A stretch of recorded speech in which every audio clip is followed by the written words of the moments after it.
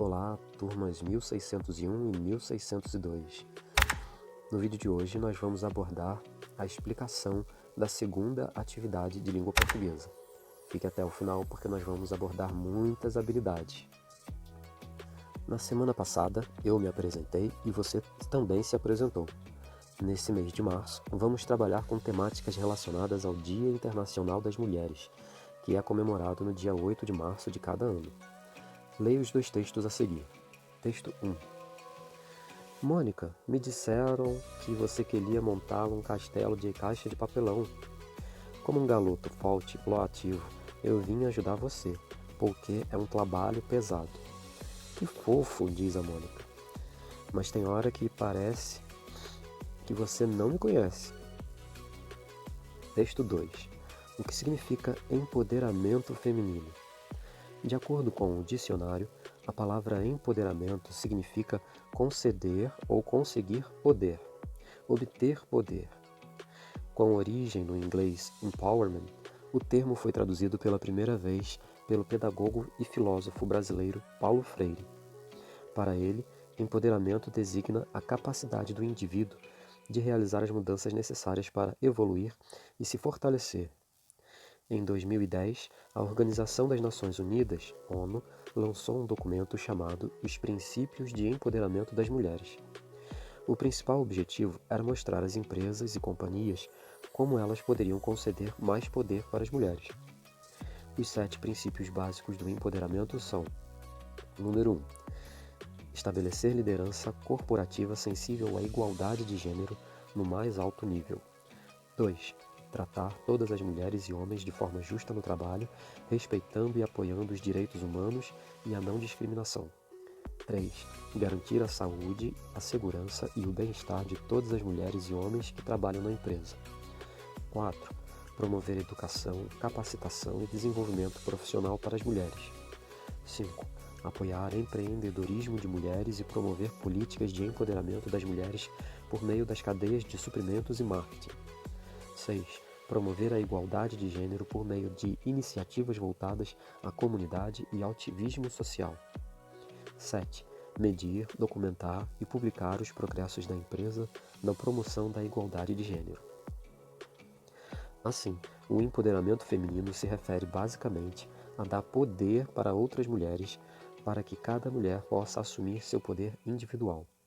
Com isso, há crescimento e fortalecimento do papel de todas as mulheres na sociedade. Então nós vimos o texto 1, uma tirinha, e o texto 2, um texto mais informativo, em prosa, escrito em prosa. Repare que esses 7 princípios básicos do empoderamento começam com verbos no infinitivo. Estabelecer, tratar, garantir, promover, apoiar, medir, promover. Esses são verbos no infinitivo. Atividades. Nesse momento nós vamos analisar 20 questões que eu elaborei a respeito desses dois textos. Perdão, são 21 questões. Questão 1. O texto 1 foi elaborado em linguagem verbal, linguagem não verbal ou em linguagem mista. Vamos ao texto 1. Lembrando, quando o texto possui somente palavras, ali nós temos a linguagem verbal. Quando o texto possui somente figuras, desenhos, então a linguagem é não verbal. Quando um texto possui palavras escritas ou faladas, e imagens, figuras, então a linguagem é mista. Dito isso, número 1. Qual seria a sua resposta? O texto 1 foi elaborado em linguagem verbal, não verbal ou em linguagem mista? Questão 2. O texto 1 faz parte do gênero tirinha, diário ou fábula? Questão 3. Analise a fala do personagem Cebolinha e faça o que se pede. Letra A. Escreva qual é a principal característica da fala desse personagem. De que personagem? Do Cebolinha. Bom, você reparou aqui no texto 1 que o Cebolinha teve 2 falas. A primeira fala foi aqui no primeiro quadrinho, a segunda fala no segundo quadrinho. E veja, Cebolinha usa determinadas palavras como disselam, quelia, galoto, folte, proativo, trabalho, porquê também. Explicado isso, responda qual é a principal característica da fala desse personagem. Letra B. Copie 2 palavras da fala de Cebolinha que comprovem a resposta que você deu acima. Use aspas duplas na resposta. Então, está bem explicado, certo? Questão 4. De acordo com o segundo quadrinho do texto 1, por que Cebolinha quis oferecer ajuda a Mônica? Vamos aqui no segundo quadrinho. Por que ele quis oferecer ajuda a Mônica? A resposta está aqui nessa fala do Cebolinha, mas eu não vou dizer a resposta, hein? Questão 5. De acordo com o segundo quadrinho do texto 1, quais são as 2 características que o personagem Cebolinha enxerga em si mesmo? Repare, são 2 características. Você volta lá no segundo quadrinho do texto 1 e vai perceber quais são 2 características que ele enxerga em si mesmo. Questão 6. Cite 2 características suas que você julgue positivas em sua personalidade. Essa questão número 6 tem resposta pessoal. Questão 7. Ser proativo e forte são características unicamente masculinas?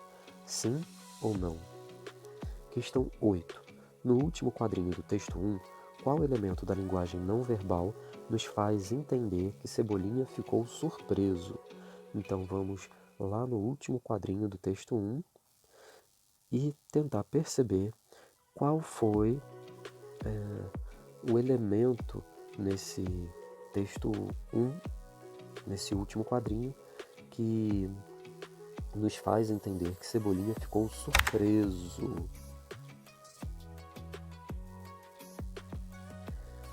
Questão 9. Ao final do texto 1, podemos concluir que mulheres também são fortes e proativas? Sim ou não? Ao final do texto 1, nós temos lá a personagem Mônica tendo concluído sozinha, de maneira proativa e forte, aquele castelo feito com papelão.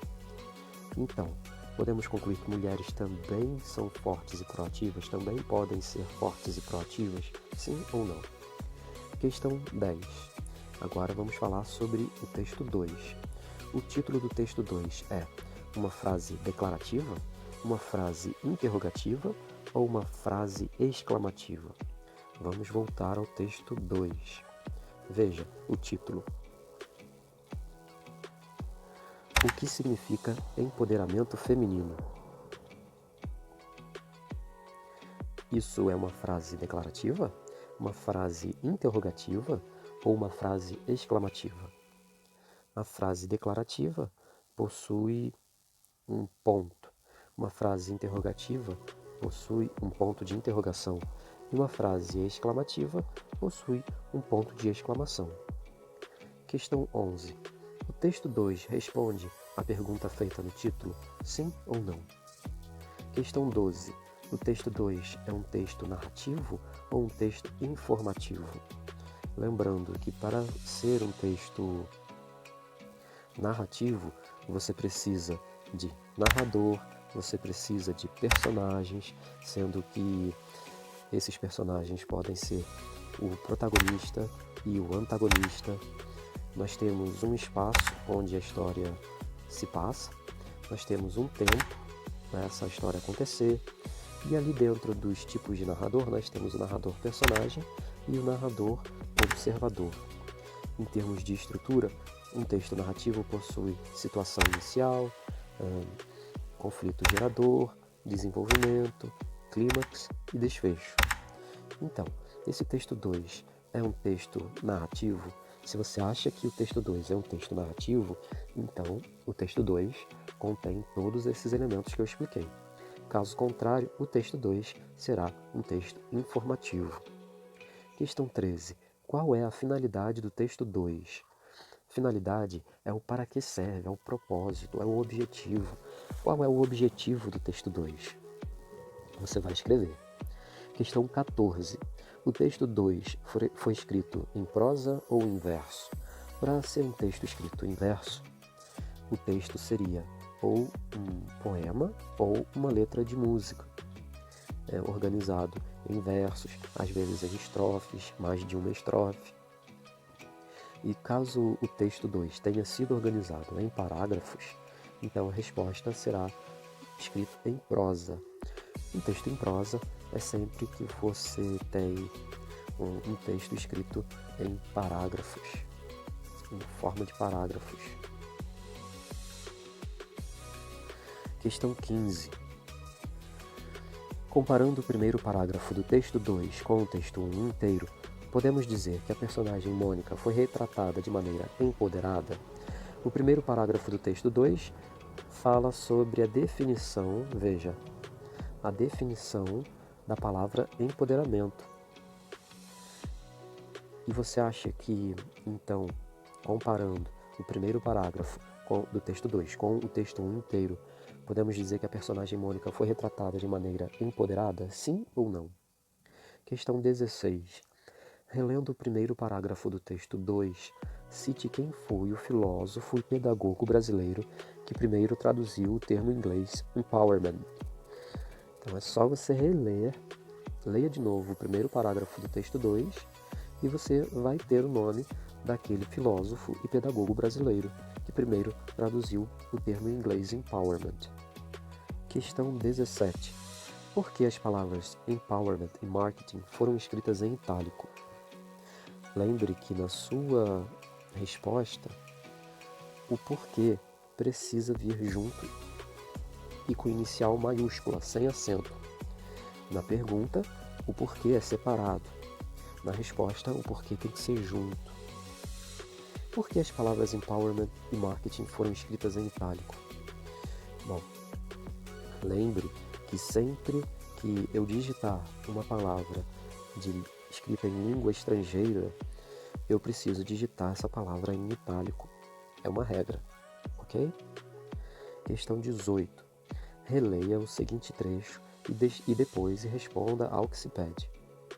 Com origem no inglês empowerment, o termo foi traduzido pela primeira vez pelo pedagogo e filósofo brasileiro Paulo Freire.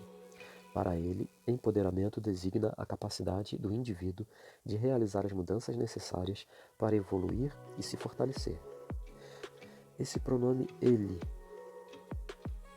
se refere a quem? Se refere a Paulo Freire. Letra B de bola. De quem são as palavras entre aspas na segunda frase?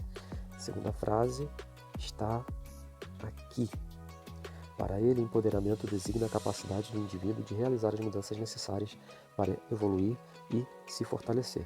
Lembrando que uma frase começa ali na inicial maiúscula e vai até o ponto final. Essas palavras são do autor do texto 2 ou são palavras de Paulo Freire? Então, se você reparar bem, se para Paulo Freire empoderamento designa isso, então isso que está entre aspas são palavras de... Muito bem, letra C. De acordo com o texto 1 e de acordo com a definição contida na segunda frase do trecho acima, a personagem Mônica se encaixa nesse perfil de pessoa empoderada, sim ou não? Espero que você acerte. Questão 19. De acordo com o texto 2, o que significa ONU? Então, você vem no texto 2, procura onde está a sigla ONU, no caso está aqui, ONU, e você tem que me dizer o que significa a sigla ONU. O vem de, N vem de e U vem de, ok? Questão 20. De acordo com o texto 2, qual é o principal objetivo do documento chamado Os Princípios do Empoderamento das Mulheres? Você tem que ir lá no texto 2 e buscar essa resposta. Essa resposta você encontra perto do nome do documento. chamados princípios do empoderamento das mulheres. O principal objetivo era... Tudo bem, você vai copiar essa resposta ou escrever com suas próprias palavras.